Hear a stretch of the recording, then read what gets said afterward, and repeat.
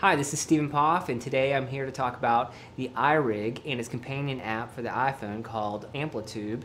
The iRig is an interface that's used to get your instrument or guitar into the iPad, the iPod Touch, or the iPhone.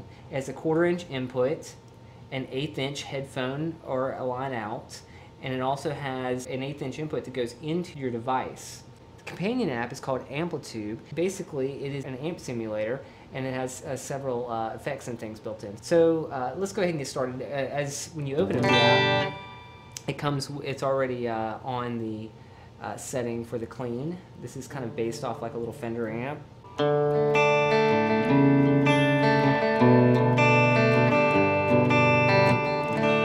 As you can see, it's actually kind of a pretty sound.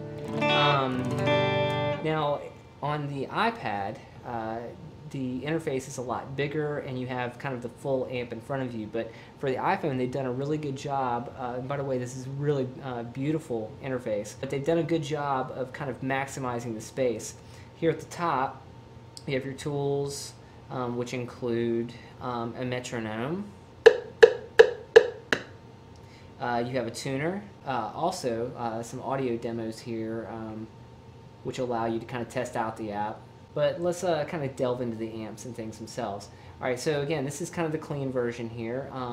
At the top, it allows you to choose your volume, bass, and mid, but there's the rest is kind of hidden when you slide the app this way. The dials change. You've got treble, presence, reverb, and you've got a little bit of a tremolo.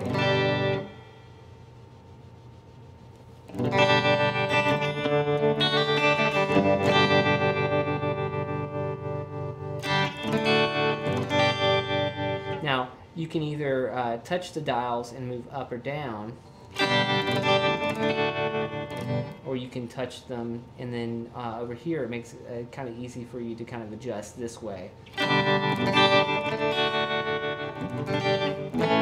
Now, on each amp, you have the opportunity to change the speaker configuration. You have, like here, this is a 112 cabinet.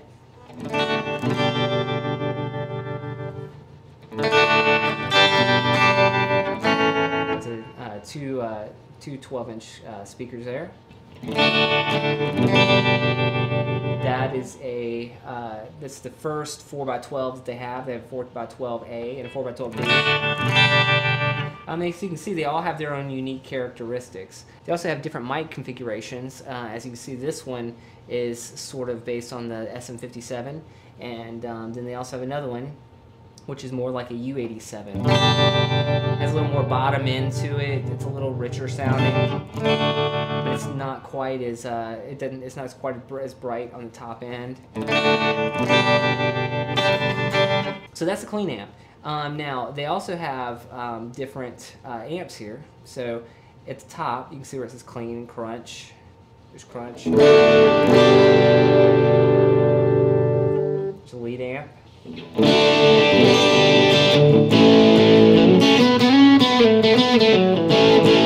metal amp.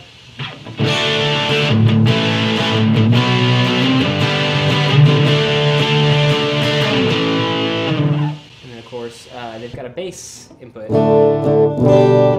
Now let's talk about some of the other things that they have. I'm going to go back to clean. They have, you're allowed 3 different effects, and you can choose which effects you want and in what configuration. They have a chorus, which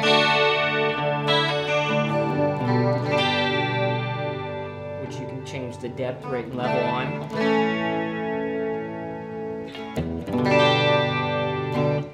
They have a flanger.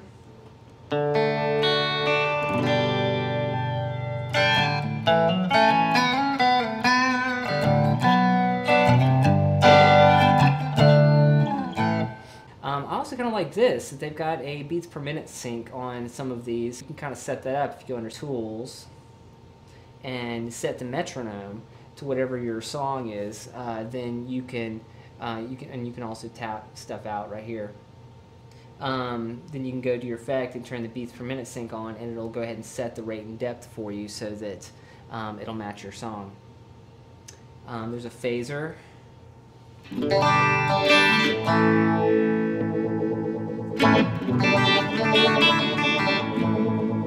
produce kind of really good quality effects here.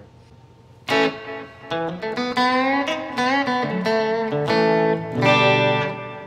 your delay. And again, it has a beats per minute sync on it. An octave pedal.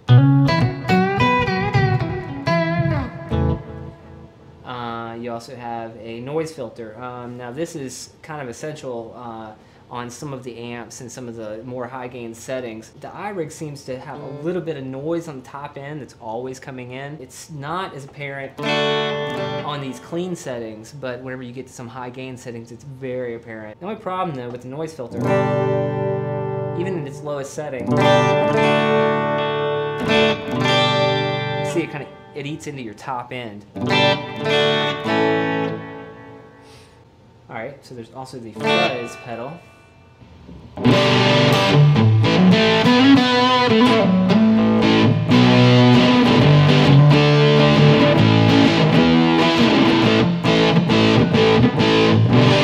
Still nice. Distortion.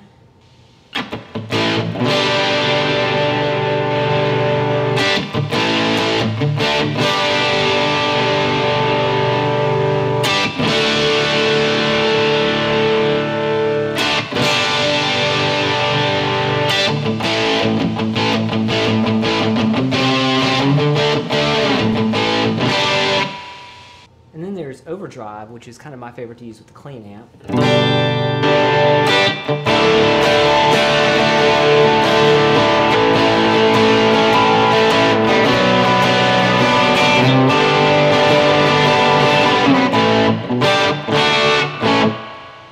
There's the wah. Now this is a little bit odd, and I'm sure there's probably someone who's going to find an inventive way to use this. But it's kind of using this just with your as a practice amp. It's kind of strange. There's on.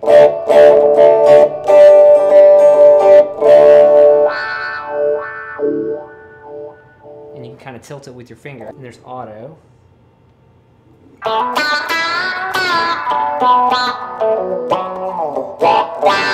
And then there's tilt, which is a little hard. I can't do it on here because I've got it mounted. But essentially, you can tilt the iPhone forwards and backwards, and it will wah. It sounds very good, but it's just not very practical. There's an envelope filter.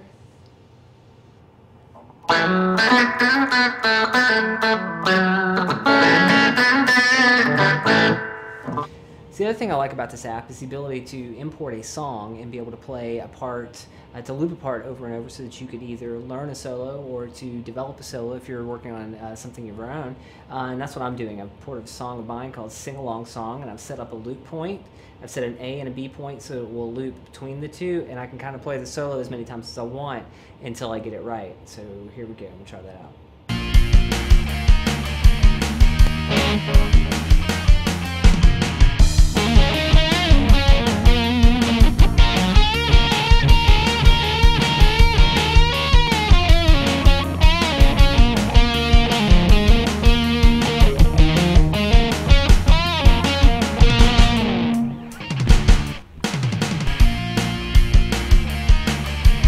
So there you go, that's another cool feature of Amplitude. Now, the iRig plus Amplitude really is a great little effects package.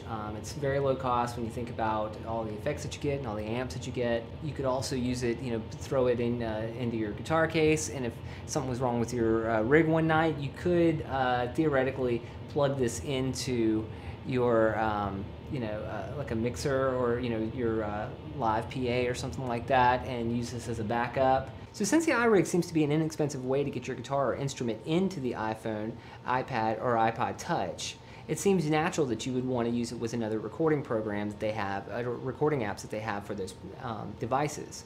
So would I use it for that?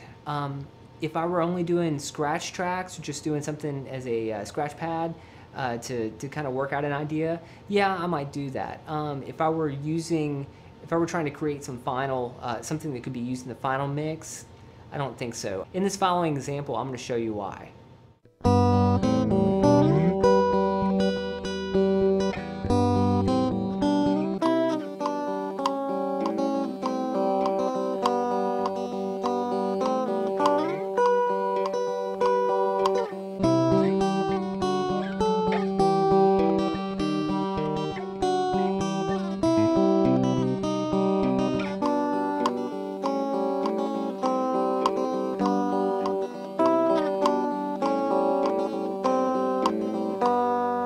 Both guitars were recorded using a metronome so that I could use the same song, the same guitar, and play at the exact same time so you could hear the difference between the two. On the first track that was recorded with another interface using the dot connector, it was very clean, while the second track recorded with the iRig had a lot of hiss to it, and also there was some crosstalk between the channels. You can hear the metronome coming back through the track. Now imagine the implications of that if you're recording a vocal track. In the end, you wouldn't have a clean track to work with if you're going to try to add effects or anything to it, because you would have all those parts feeding right back into the input, and your vocal track would be cluttered with all of these tracks. So anyway, no, I would not use it for that. There are other better solutions for that. But in the end, Amplitude is a great app, and the iRig is a great interface for it, and they sound good together. And I would recommend it as a little practice amp. So anyway, thanks for watching. This is Stephen Poff, and I'll see you next time.